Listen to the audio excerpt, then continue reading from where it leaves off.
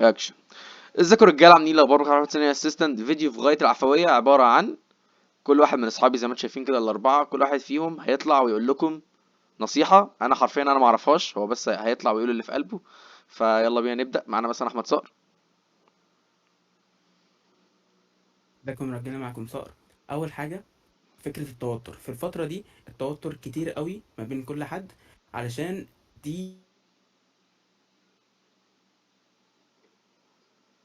في الفتره دي ومحدش يخاف، علشان كل التوتر هيعملوا ايه؟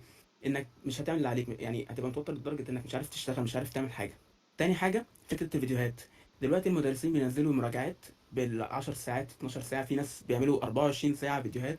الفيديوهات دي ملهاش لازمه لو انت مش بتشتغل ورا المدرس، لو انت مش مثلا قاعد بتتفرج كده وخلاص، قاعد ما بتعملش اي حاجه، ما بتشتغلش وراه، ما بتحلش، ما بتكتبش بايدك، ملهاش لازمه. تالت حاجه، فكره ال- المواد اللي انت واقع فيها. دلوقتي انت عندك مثلا مادة واقع فيها ومواد تانية كويس فيها، ما تسيبش المادة يعني ما تسيبش المواد اللي انت كويس فيها وتروح المواد اللي انت واقع فيها. يعني مثلا انت دلوقتي عندك العربي كويس فيه جدا، بس الماس انت ما لحقتش تذاكره كويس، او انت مش كويس فيه جدا، فانت هتسيب العربي وتروح الماس؟ لا، ما تعملش كده، لانك دلوقتي انت المادة اللي انت كويس فيها دي هتنساها. انت حتى لو سبتها بالظبط. اسبوع اسبوعين هتنساها. فأهم حاجة تمشي في كل المواد في نفس الوقت، ما تسيبش مادة وتروح وتركز على مادة تانية. كلام جميل قوي يا صقر. بص كده، صقر قال 3 حاجات: التوتر، تاني حاجه الفيديوهات، تاني حاجه المواد اللي انت مثلا زفت فيها، تقوم ايه راكن حاجه تانية عشان تخلص انت الزفت اللي انت زفت فيه. عايز بس اضيف لفظ: لازم تقتنع من جواك ان التوتر ملوش اي داعي، يعني ملوش لازمه، فاهم؟ يعني انت لو توترت ده مش هيفيدك بربع جنيه. فبعد اذنك ما تخافش. خلاص كده نخش بقى على السوبر ستار بتاعنا التاني، وهو احمد بلال مثلا. يلا يا بلال. ازيكم يا شباب، عاملين ايه؟ ربنا معاكم. الفترة دي صعبة جدا بصراحة. بس انتوا قدها ان شاء الله هتعدوها. اقول لكم نصيحة كده على السريع بس. اول واحدة، ودي اهم واحدة بالنسبة لي لان دي كانت مشكلة عندي. لو مراكم اي حاجة مثلا شابتر، ما تاخدوش درس خالص على المراجعة على طول. يعني صدقني غلط انك تاخد درس. دي اول نصيحة واهم حاجة، عشان انا غلطت وكنت عايز اخد درس يعني فاهم، راكمت المراجعات. تاني حاجة، ابدأ المواد الخارج مجموعة من دلوقتي. يعني أنا عن نفسي بدأتها من دلوقتي. خدتها، كنت بركز قوي في الحصة وبرجع مش بذاكرها، بس المهم أكون خدت فكرة عشان لما أجي أفتح ليلة الامتحان ما تصدمش. تمام، أنا عندي واحد عموما. يعني هي هتبقى إن شاء الله مواد تبقى كويسة، بس عادي في ناس لا قدر الله بتشيلها، فأنت ما تهملهاش قوي يعني. فاهم؟ ما تقولش مواد خارج مجموعة وخلاص. تالت حاجة، ما تخافش من اللجنة. زيها زي أي لجنة. ومواد خارج المجموع هتشيل هيبة اللجنة دي. يعني أنت هتكون خلاص جربت اللجنة، فهتشيل الهيبة دي. آه، وما تعتمدش على غش خالص. يعني اوعى تفكر انك يعني انت يا دوبك هتحل الامتحان وتراجع وتعلم في البابل شيت. يعني ممكن احيانا مش هيبقى عندك وقت تراجع، وعلى حسب برضه سرعتك، حاول تتدرب على السرعه مش التسرع. رابع حاجه، الفتره دي صعبه على كل الطلبه، انا عارف ده. كله مضغوط من الاهل وكل حاجه، بس صدقني الاهل بيضغطوا عليك عشان يطلعوا احسن ما عندك. وبعد النتيجه هم لو حسوا فعلا انك كنت تعبت يفضلوا معاك ايا كانت النتيجه. صح والله. خامس حاجة، حط هدف ليك على قد قدرتك. يعني مش بس تدخل كلية عايز التايتل بتاعها. يعني لو انت حاسس ان قدرتك، عشان يعني في ناس بتقابلها في الكلية هم عايزين تايتل بس مش قد قدرات الكلية. فاختار كلية على قد قدراتك. سادس واخر حاجة، امسح اي ابلكيشن او لعبة تضيع وقتك في الفترة دي، لان ملهاش اي تلاتة لازمة. عشان الفترة دي مهمة جدا. بس كده. حلو أوي، كلام تقيل قوي. طبعا للاسف مفيش وقت ان انا اعلق على كل حاجه، فنخش على اللي بعده على طول بقى. نخش على اسلام. ازيكم يا شباب، عاملين ايه؟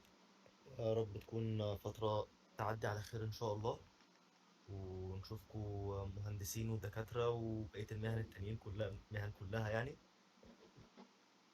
الفترة دي حاليا الفترة دي حاليا هي فترة فعلا صعبة، كلنا متفقين على ده.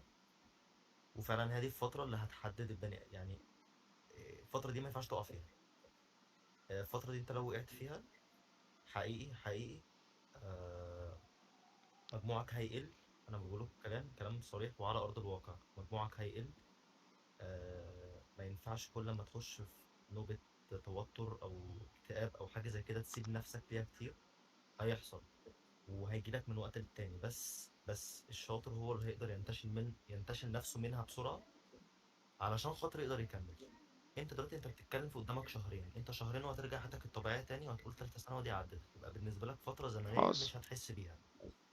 جالك من واحد اهو جامعة، الترم التاني قرب يخلص، فعلا تالتة ثانوي بعد لما تخلصها تفتح يعني هتشوف قد ايه انها كانت حاجة صغيرة من البحر اللي جالك بعد كده. انت ما تفضلش قاعد بتفكر في النتيجة من دلوقتي، ما حاصل. تفضلش قاعد بتفكر في كليتك من دلوقتي، فكر في اللحظة اللي انت فيها، يعني لحظة اللي هي الشهرين بتوع المراجعة. وما تسيبش نفسك، ما تسيبش الشيطان يجي ياكلك يقول لك طب ايه ده انا هنقص، ده نقصت 5 درجات، نقصت 6 درجات، الكلام ده وانت بتراجع. بلاش، ابعد صح. تماما. بص النتيجة دي مش بتاعتك، حاصل. النتيجة، الكلية، رزقك، حياتك دي مش بتاعتك، دي بتاعت ربنا، لازم تؤمن بكده. مم. هتفكر وتبص في الحاجات دي، انت بتوقع نفسك بنفسك. انت مالكش غير انك تبص على اللي انت واقف عليه حاليا، اللي هي الشهرين اللي انت بتراجع فيه، كلام جميل قوي يا وتذاكر. اسلام. مم. يعني تذاكر علشان خاطر لما توصل يوم النتيجة ما تندمش مثلا في تعب راح. صدقني لو ذاكرت مم. فعلا بتعب وبمجهود، هتيجي مم. يوم النتيجة مش حتى لو جاب مجموع قليل، بس انت فعلا ذاكرت قدام نفسك وقدام ربنا، انت مش هتحس بزعل. انا بقولها لك اهو. ربنا حاصل. يوفقكم، انا مش هطول عليكم اكتر من كده. ومعلش اخر حاجه اقولها لكم، مم. آه مادام انتوا بتسمعوا نصايح زي دي، انتوا اكيد ناس مهتمه وناس فعلا عايزه تشوف مستقبلها كويس، وربنا يرزقكم كلكم الخير.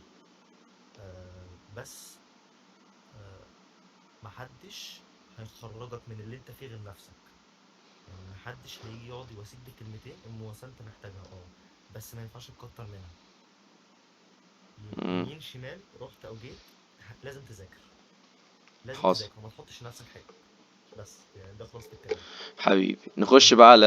ذاكر ماشي. ان شاء الله. قشطة يا ريس. نخش على جيمي بي بتاعنا. يا نهار ابيض، وحشتوني يا جدعان. حاصل. بص انا عندي كام نقطة كده. آه اول حاجة، ما تسرحش، سواء حلو او وحش. يعني في ناس ممكن، عارف انت اللي هو تقعد كده تخيل نفسها في كلية احلامها بقى، واللي هو خلاص والمجموع طلع. دي حاجات ممكن تحفزك، بس اللي هو انت ممكن تاخد نص ساعة سرحان في حاجات جميلة، وبعد كده ترجع تلاقي نفسك على المكتب والكتب المقرفة، فاهم؟ اه. وفي نفس الوقت واحد ممكن يفكر اللي هو خلاص الدنيا هتسود وهيجيب مجموع بالسالب اصلا، فيقوم يكتئب ويقوم قافل الكتاب اللي قدامه، وانا اصلا ما بحبش الماس ومش عارف احل والدنيا بايظه. فيعني حاول ان انت طول الوقت تكون دماغك ما بتعملش غير مذاكره، برمجه على كده، فاهم؟ فاهم. آه تاني نقطه، دي مم. حاجه انا شخصيا عملتها. مش عيب يكون عندك مشكلة في مادة دلوقتي، مش عيب خالص تمام. يعني. كلنا كنا كده أصلا. عندك مشكلة في مادة، عندك مشكلة عموما، حاول تلاقي لها حل. حاول تتصرف يا اسطى، اسأل أي حد. هات مصباح علاء الدين، صح. اسأل لازم تلاقي حل لمشكلتك دي. كل مشكلة ولها حل، وإن شاء الله ربنا يكرمك وتحلها يعني. تمام. سواء تجيب لها مدرس برايفت في المادة اللي أنت واقع فيها مثلا. يعني أنا عن نفسي جيت في اخر شهرين ده اللي هو انا بكتب ورقه ايه اللي انا تمام فيه وايه اللي انا مش تمام فيه. مم. الورقه اللي انا مش تمام فيها دي كان فيها تقريبا ثانويه عامه كلها، تقريبا يعني. مم. ممكن واحد يبص لها امال انا بعمل ايه، انا بادئ من شهر 8 سنه، كل الناس كل ده بعمل ايه، كل ده دروس، كل ده تعب، ما انا ليه لغايه دلوقتي لسه مش جاهز. بس يعني التفكير ده ما يسيطرش عليك، فاهم؟ يعني تبقى تسترجل كده شويه وتنزل تقعد عليهم حرفيا، فرتك الورقه اللي انت مش تمام فيها دي. هل تقدر، بس عايزه رجوله فعلا.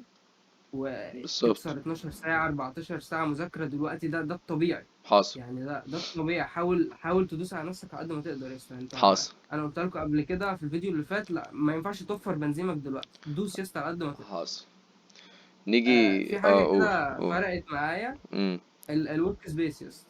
يعني اه. انا رحت مكان يا اسطى، هو بتاع الناس مهندسين، يعني هم بيروحوا هناك يذاكروا. فانا تمام. رحت لقيت نص كل اللي حواليا مهندسين وعمالين يعملوا بروجيكتس بقى اه وبتاع. بتفرق قوي انا دي. شفتهم اتحمست، اللي هو مش مهم هذاكر 20 ساعة، انا عايز ابقى زي الناس دي. حاصل. ف بتفرق جدا، وساعات بتخليك تركز اكتر، اللي هو انت خلاص خارج رايح مكان هو الناس كلها بتذاكر فيه اصلا. فحاول تجربها كده، ولو نفعت معاك يبقى خير وبركة، جربها على الاقل يوم يعني. جميل جميل جميل. طيب بس دلوقتي نيجي لدوري. انا عايز اصدمك صدمتين واقول لك نصيحة. اول صدمة، انا ممكن ما بقاش متفق مع كل الكلام اللي اتقال ده. تاني صدمة، لو كان في اتنين من اصحابي اختلفوا مع بعض كنت انا برضو هنزل الفيديو. ايه ده يا عبد الرحمن، هو انت مش عامل لنا الفيديو دوت عشان احنا نستفيد من حاجة معينة؟ انا يا ابني مش عايز احط اديك اللي في دماغي انا بس، انا عايزك تسمع كتير، وهي دي بقى النصيحة بتاعتي، تسمع كتير، تسمع من ده وتسمع من ده وتسمع من ده وتسمع من ده، فاهمني؟ بعد كده تقدر تكون انت وجهة نظر وحل المشكلة اللي عندك. تمام كده؟ عشان الفيديو ما يطولش هختم الفيديو على كده. اعملوا سبسكرايب ولايك وشغل اليوتيوبرز دوت، وشدوا حيلكم يا رجالة. سلام. حد عايز يقول حاجة قبل ما اقفل؟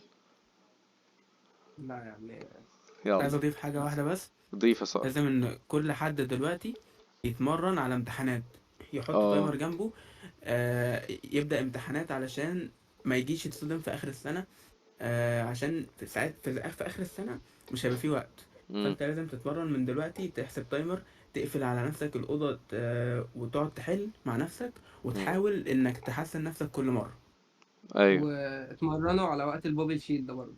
اه، لان البابل شيت حاول برضو حاجة انت حوار يعني. يعني طيب حاول انت تعمل تطبعها كده عندك في البيت وتتمرن على البابل شيت. ايش يا رجالة. يلا. سلام بقى عشان الفيديو كده هيطول اوي. سلام.